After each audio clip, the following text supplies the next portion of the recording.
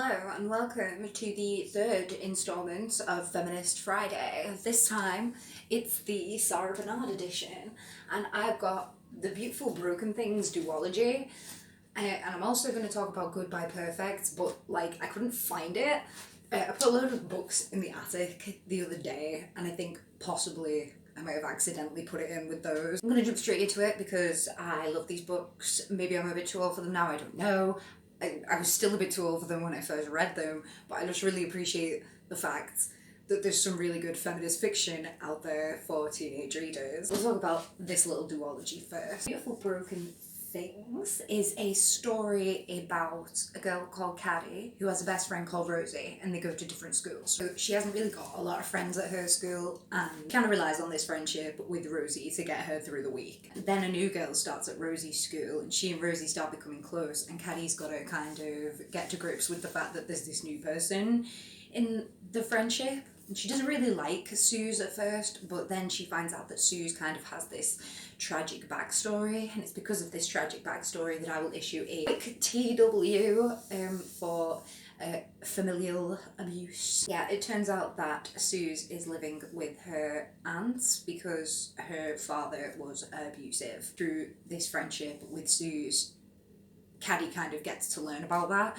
but Caddy's led a sort of sheltered life, so it's kind of a really big culture shock for her or something. That's not a culture shock, but it's a shock. The book acts as a coming of age story for Caddy. She definitely grows up a lot throughout the course of the book. Learns about letting a new friend into the group when previously she'd only had the one friend, and so then she learns about different types of friendship and how they can be just as important as having a best friend. For example, Rosie and Caddy themselves are very different, right? So they act as very different kind of friends for Suze. Caddy's very supportive, and she's very much a shoulder to cry on and somebody to sympathise with Suze, whereas Rosie is a lot more tough love, and she'll tell Suze straight if she feels like she's wallowing in misery and stuff like that. Sometimes that isn't appreciated, but it can be helpful for Suze to receive that kind of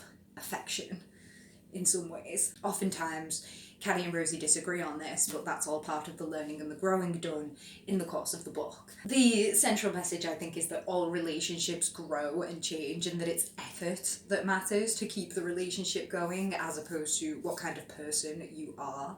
I suppose there are certain differences that we can't get past in order to be friends, but amount is surprisingly slim if you actually just think about it and have an open mind. One interesting, notable thing about this book is that although it is a coming-of-age story and you would think that it would be in there somewhere, it does not feature a romance, although Caddy does kiss a guy on one occasion. There's not a romance running throughout, not really a lot of focus on boys, and that's something that I really like about this book because it gives us time to focus on the importance of these female friendships, and seeing as growing up these can oftentimes be more long-lasting and more impactful than our relationship with boys. I think that that's really special and really important. Something that, although it is focused on in books, it's never focused on without this side plot of romance. It's never gone into in this amount of detail, and this was the main focus of the story, right? Just gives me the warm fuzzies, the whole book,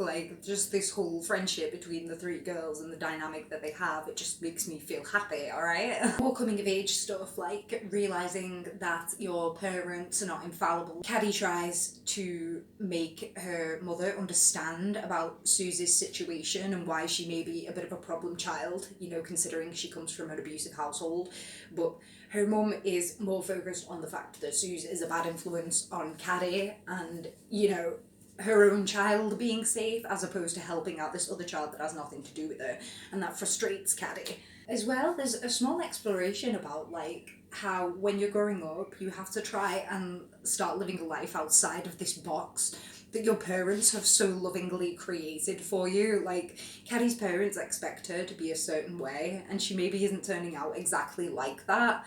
And it's hard for them to accept, but it's even harder for Caddy to live her authentic life while still trying to please her parents and not disappoint them when she just isn't the person that they had envisioned her to be. I guess, although I'm not a parent myself, I can see how it is a sad fact that you will have dreams about what your child will grow up to be. And if they turn out not to be exactly like that, maybe it can be disappointing, but I would like to think that as long as they're a good person, that we are always proud, right?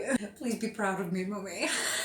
Abuse representation is really good. I like the diversity between, you know, what Sue says, like, oh, it's fine, it's no big deal, and you know what Caddy thinks, which is like, oh my god, that's horrific. Also, a lot of the things that Caddy thinks, they're well-meaning, but they're a little bit ignorant. So maybe we as an outsider can see that, but she as a young person can't. It maybe gives young people a little bit of an idea about things they should and shouldn't say to friends or people they know who have been in similar situations. There's a lot of focus on how we should try to support someone without trying to, like, understand what they've been through, because there's no way we can understand unless we've been through that ourselves, and even then every case is different. So there would be absolutely no point in trying to understand what somebody has been through and trying to make sense of it in your own head, because abuse, especially abuse of a child, it just never makes sense, does it?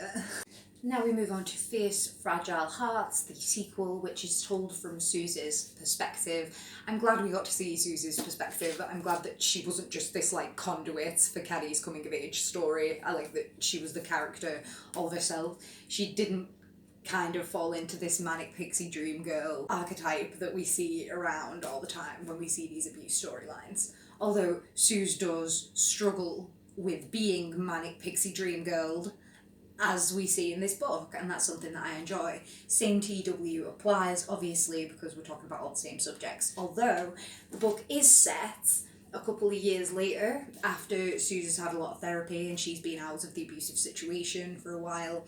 So we do see her as a person outside of this abusive environment and with all her coping mechanisms and stuff. So she's dealing with situations that aren't directly related to her abuse, but obviously we see how her past trauma affects even her daily decisions in the present. It's good representation. It's good that Suze isn't just a couple of years on and completely cured now, and this isn't some kind of like happy ending, oh look how great she's doing story, because that wouldn't be authentic. We know that that's not how trauma works. I think something interesting about this book is that as bad as we thought the abuse was when we were seeing it and hearing about it from Caddy's point of view in the first book, we get to hear about it from Suze in this book in passing comments, and although she does try to downplay it, it's even worse than things we had heard before.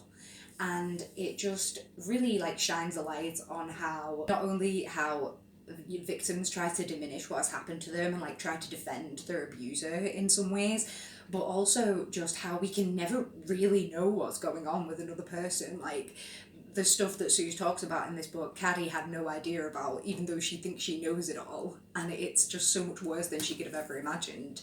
So, you know, be nice to people, I guess, is what I'm trying to say. Another thing I really like about this book is Suze is interested in boys. She has a lot of relationships with boys throughout the series. She has an almost healthy relationship with a guy called Matt in this book, and although I think they do end up as boyfriend and girlfriend at the end, throughout the book they are more of like a friends with benefits situation, and it is something that they talk about and that they're both supposedly comfortable with as far as, you know, each other knows. So it's like a good representation of like a healthy non-monogamous relationship, right? And I just appreciate that. We appreciate a little bit of representation of different kinds of love in this house. Finally, we are going to get on to Goodbye Perfect, which requires its own TW because this involves a student having a relationship with a teacher. It is not the protagonist, it is the protagonist's friend, Bonnie, and she's randomly just run off with the teacher. Everyone's kicking off about it, and our protagonist hears about it and goes to find her. Similar themes to the duology, things like growing up and relationships and our perspective on them changing as time goes on. But it's interesting to see it put into this context because, do you know, I've completely forgot the main character's name. It's just gone, I had it a minute ago and now it's gone out my head, oh no.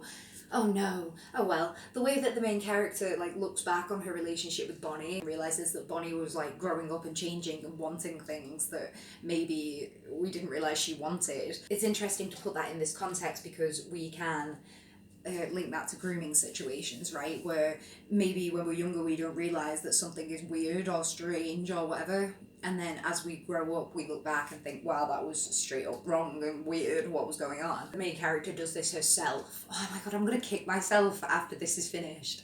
And I remember what her name was. Can remember everybody else's name. Obviously this was my first time reading this, and so I had a more emotional response than a literary one. So like there was all this build up to eventually seeing Bonnie like close to the end, and we were expecting like all this mad stuff like to happen and for it to be this big climactic event, and then they get to the house where she and this teacher are staying and they're just trying to act like everything's normal and this is a totally not weird situation for everyone to be in, and that's like even worse. She's also different to how the main character has described her throughout the book, and I just think it's interesting to see like the dichotomy between like the person that the main character knows and the Bonnie that we see in the text, because obviously this situation, this relationship with this teacher has changed her and it's kind of awful to see. There's a storyline with the main character's sister in this one that I really enjoy. They're not really that close at the beginning. There's a big age gap between them as well, so it feels like one of them is a grown up and one of them is still a child. I can relate. There's like a 9-10 year age gap between me and my sister, so she does very much just feel like a second mum sometimes. Throughout the narrative, as they go on this adventure together to find Bonnie, they obviously get closer and they get to, you know, be real sisters, and I love that. I love sisters, I love girls, I love girl friendships. I hate men. I don't hate men, I'm fine.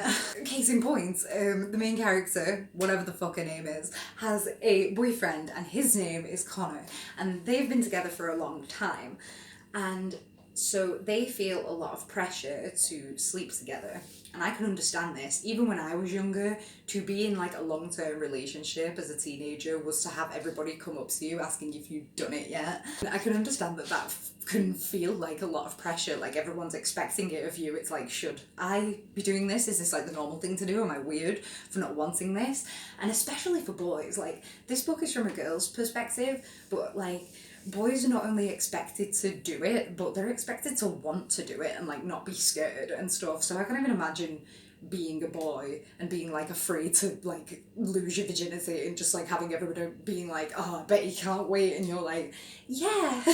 Anyway, so they've been in a relationship for a long time and they kind of got into a situation where they were like, right, we're going to do it, we're going to get down to it like everybody says we should, and when it eventually came down to it, they didn't want to, and so they decided to just wait until they did. And I love that.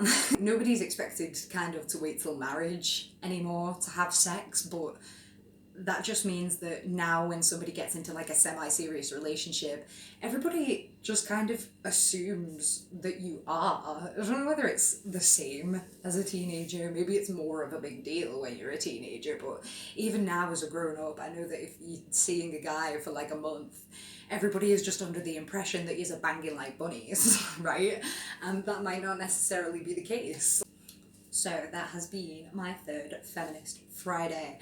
I don't know if I have any other books in the works for this series right now, so it might be a while before I don the pink/purple makeup. Well, it won't. I love pink/purple makeup, but it might be a while before you see me in it. So I hope you've enjoyed this edition of it anyway, and I hope you have been inspired to go and read some of Sara Barnard yourself, and I hope that someone at least comments what the main character's name is. Otherwise I'm probably gonna have to go and get the book out of the attic. So see you later.